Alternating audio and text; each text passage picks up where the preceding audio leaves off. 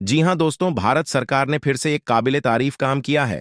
100 ton सोना वापस लाकर इतना आसान काम भारत सोना लाना नहीं था। भारत सरकार ने ब्रिटेन से 100 टन सोना वापस लाया, जो कि इंग्लैंड में गिरवी रखा गया था। भारत सरकार ने 100 टन गोल्ड वापस कैसे लाया? जाने भारत के पास कितना सोना है। सोना गिरवी रखने का मुख्य कारण क्या था? अभी तक भारत सरकार ने विदेशों में कितना सोना गिरवी रखा है? कैसे लाया गया भारत सोना? सरकार की कई अन्य शाखाओं के बीच आपसी तालमेल शामिल था। सोना लाने की पूरी प्रक्रिया को सीक्रेट रखा गया। साथ ही सुरक्षा के पुख्ता इंतजाम किए गए। इसके लिए आरबीआई को सीमा शुल्क में छूट दी गई। केंद्र को इस सॉवरेन एसेट पर रेवेन्यू छोड़ना पड़ा। लेकिन आयात पर लगने वाले एकीकृत जीएसटी से कोई छूट नहीं थी, क्योंकि कर राज्यों के साथ साझा किया जाता है। 1 लाख टन सोना किसी आम विमान में नहीं आ सकता था, इसलिए एक विशेष विमान की व्यवस्था की गई।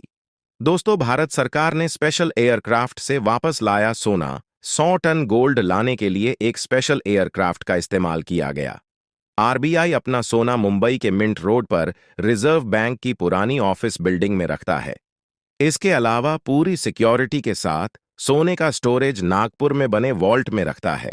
ब्रिटेन से लाया गया सोना भी यहीं रखा गया होगा। हालांकि इसकी अभी तक कोई आधिकारिक सूचना नहीं दी गई है। दिल्ली भारतीय रिजर्व बैंक आरबीआई भारत का ब्रिटेन में रखा 100 टन यानी 1 लाख किलो सोना वापस लाया है। हालांकि इतनी बड़ी मात्रा में लंदन से नई दिल्ली तक सोना लाना आसान काम नहीं था। यह 1-2 दिन का काम नहीं, बल्कि इसमें महीनों का समय लगा। इसके लिए महीनों का समय और परफेक्ट प्लानिंग की जरूरत थी।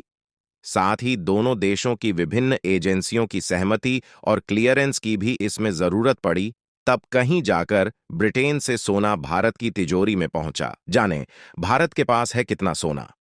आरबीआई के ताजा आंकड़ों के अनुसार 31 मार्च 2024 तक केंद्र सरकार के पास 822 टन सोना था, जबकि इसके पिछले साल 700 टन सोना था। बता दें कि 1991 में चंद्रशेखर सरकार ने उस दौरान भुगतान संकट टालने के लिए सोने को गिरवी रख दिया था। अभी तक भारत सरकार ने विदेशों में कितना सोना गिरवी रखा है दोस्तों?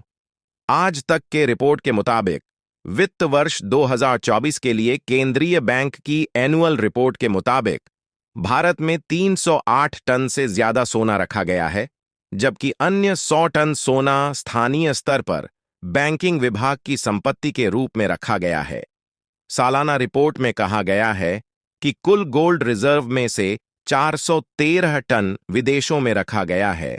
भारत सरकार के अनुसार उस दौरान आरबीआई ने $400 मिलियन की राशि जुटाने के लिए बैंक ऑफ इंग्लैंड और बैंक ऑफ जापान में 46 टन सोना गिरवी रखा था। सोना गिरवी रखने का मुख्य कारण क्या था? इसका मुख्य कारण था वित्तीय संकट। 1991 में भारत को अर्थव्यवस्था को सुधारने के लिए अंतर्राष्ट्रीय मुद्रा आपूर्ति की जरूरत थी। इसके लिए भारत ने ब्रिटेन के बैंकों में 67 टन गोल्ड को गिरवी में दे दिया था।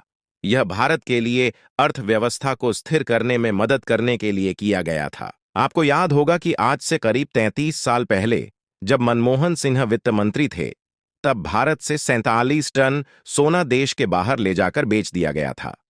क्या हुआ था 33 साल पहले? यह बात है साल 1991 की, जब केंद्र में चंद्रशेखर की सरकार थी। तब देश की बैलेंस शीट काफी गड़बड़ा गई थी। आरबीआई के पास आयात बिल जमा करने के लिए भी पैसे नहीं थे। इस कमी को पूरा करने के लिए आरबीआई को 46 टन सोना बैंक ऑफ इंग्लैंड के पास गिरवी रखना पड़ा था। इस सोने से तब $40 करोड़ की रकम इंग्लैंड और जापान से लेनी पड़ी थी।